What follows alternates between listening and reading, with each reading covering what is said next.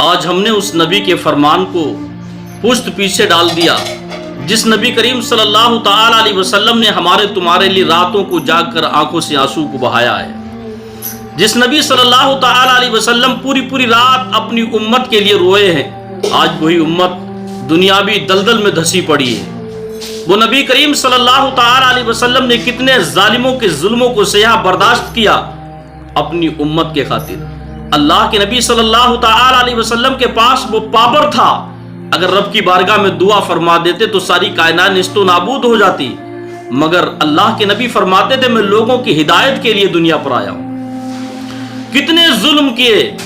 میرے نبی پر ظالموں نے، کتنے ظلم کیے، اس کے بعد اللہ کے نبی صلی اللہ تعالی علیہ وسلم نے صبر کیا۔ میرے نبی پاک صلی اللہ تعالی علیہ وسلم ایک مرتبہ خانہ کعبہ کے باہر نماز پڑھ رہے تھے، سجدے کی حالت میں تھے، ایک ظالم آیا، اونٹ کی اوجڑی نبی کریم صلی اللہ تعالی علیہ وسلم کی پشت مبارک پر ڈال دی، مذاق بنایا نبی کریم صلی اللہ تعالی علیہ وسلم کا۔ اللہ کے نبی صلی اللہ تعالی علیہ وسلم نے پھر بھی صبر کیا۔ آپ کی بیٹی سیدہ فاطمہ فرمانے لگی ابو جان آپ تو اللہ کے نبی ہیں، آپ کی پشت مبارک پر ظالموں نے اونٹ کی اوجڑی کو ڈال دیا، آپ دعا کر دیں تو ابھی یہ برباد ہو جائیں گے، تباہ ہو جائیں گے، نیست و نابود ہو جائیں گے۔ اللہ کے نبی فرماتے ہیں بیٹی سیدہ فاطمہ میں لوگوں پر ظلم کرنے کے لیے نہیں آیا بلکہ میں لوگوں کی ہدایت کے لیے آیا ہوں۔ میرے نبی پاک صلی اللہ تعالی علیہ وسلم نے کیسے کیسے ظالموں کے ظلموں کو سہا ہے اسی امت کے لیے، ہمارے تمہارے لیے پوری رات روئے ہیں ہماری تمہاری بخشش و مغفرت کے لیے۔ آج ہم لوگ پوری رات جاگتے ہیں دنیاوی خرافاتوں کے لیے، آج ہم لوگ پوری رات جاگتے ہیں کہکہا بازی کے لیے، آج پوری رات جاگتے ہیں جوا کے اڈوں پر بیٹھ کر، شراب کی بھٹیوں پر بیٹھ کر اور چوراہوں پر کہکہا بازی کے لیے، دنیاوی خرافات کے لیے، دنیا حاصل کرنے کے لیے پوری رات جاگتے ہیں۔ میرے نبی نے ہمارے تمہارے لیے پوری رات کو جاگا ہے، آنسوؤں کے ساتھ اپنی آنکھیں اشک بار کر کے میرے نبی پوری رات روئے ہماری تمہاری مغفرت کے لیے، بخشش کے لیے۔ آج ہمیں تمہیں فکر نہیں ہے، ذرہ برابر صبر نہیں، یہاں تک کہ اللہ کے نبی صلی اللہ تعالی علیہ وسلم پر ایسے ظلم کیے گئے، میرے نبی کا بدن لہو لہان کر دیا۔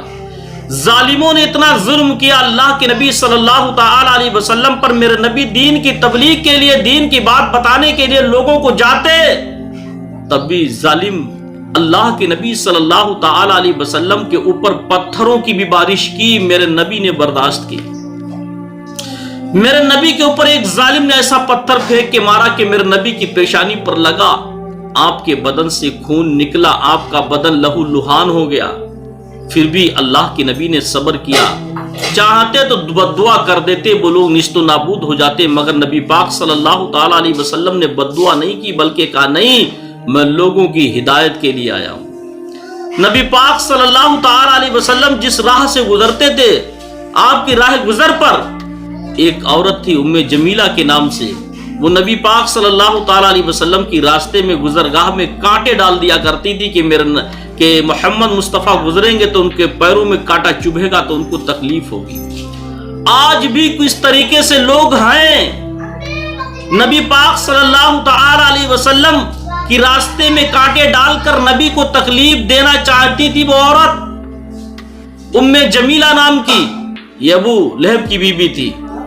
جب سرکار نکلتے تو ان کانٹوں کو دیکھتے تو اپنے دستے مبارک سے ان کانٹوں کو ہٹا کر ایک سائٹ میں رکھتے۔ آج بھی حکم ہے اگر راستے میں کوئی خاردار یا کوئی روڑا، کوئی پتھر پڑا ہو نقدار تو اس کو اٹھا کے سائٹ سے رکھنا، یہ میرے نبی کی سنت ہے۔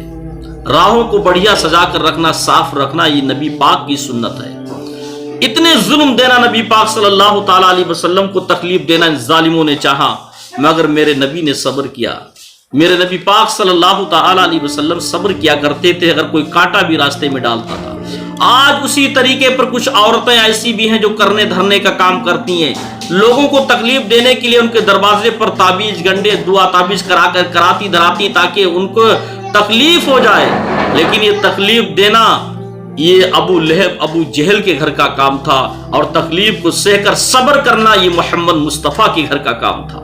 تو ہم تمام مسلمانوں کو چاہیے کہ ہم نبی پاک صلی اللہ تعالی علیہ وسلم سے سچی محبت و عقیدت رکھنے والے ہیں۔ ہم تمام تکلیف پر صبر کرنا چاہیے، اللہ کا شکر ادا کرنا چاہیے، چاہے کتنی بڑی تکلیف کیوں نہ ہو، ہر حال میں اللہ کا شکر ادا کرنا چاہیے، چاہے کتنی خوشحالی کیوں نہ ہو، اللہ کا شکر ادا کرنا چاہیے۔ اگر کوئی ظالم کوئی پریشانی دے رہا، پریشان کر رہا، کوئی بات نہیں، اپنے سارے معاملات اللہ تبارک و تعالیٰ کے سپردگی میں کر دیں، پروردگار کی بارگاہ اپنے سارے معاملات اللہ کے اوپر چھوڑ دیں، وہ خود اس سے بہتر فیصلہ کرنے والا کوئی نہیں ہے۔ آپ اپنی زندگی کا کوئی بھی مسئلہ پیچیدہ پھنس جائے، کوئی بھی ظالم تمہیں تکلیف دے رہا ہو، کوئی بھی ظالم تمہیں پریشان کر رہا ہو، تمہیں اس کو پریشان کرنے کی ضرورت نہیں، اس کے بارے میں بدگوئی کرنے کی ضرورت نہیں، بلکہ اپنے سارے مسئلے کا حل اللہ رب العزت کی ذات مبارک پر چھوڑ دیجئے گا، اللہ اس کا خود فیصلہ کرنے والا ہے۔ لیکن جب اللہ فیصلہ کرتا تو بالکل حق فیصلہ کرتا ہے۔ کہتے ہیں تمہاری ہماری لاٹھی میں آواز ہے، اللہ کی لاٹھی میں آواز نہیں ہوتی ہے۔ اگر ہر انسان اپنے تمام فیصلوں کو اللہ رب العزت کی بارگاہ میں چھوڑ دے، اللہ کی ذات کے اوپر چھوڑ دے کہ مولا میرا فیصلہ تیرے دستے قدرت میں، تو جو چاہے فیصلہ کر دے، تو اللہ اتنا اچھا فیصلہ کرتا، اس سے اچھا کوئی فیصلہ کرنے والا نہیں، اس سے بڑا کوئی حاکم نہیں، اس سے بڑا کوئی مالک نہیں ہے، اس سے بڑا کوئی انصاف دینے والا نہیں، جتنا بڑا انصاف میرا پروردگار دے۔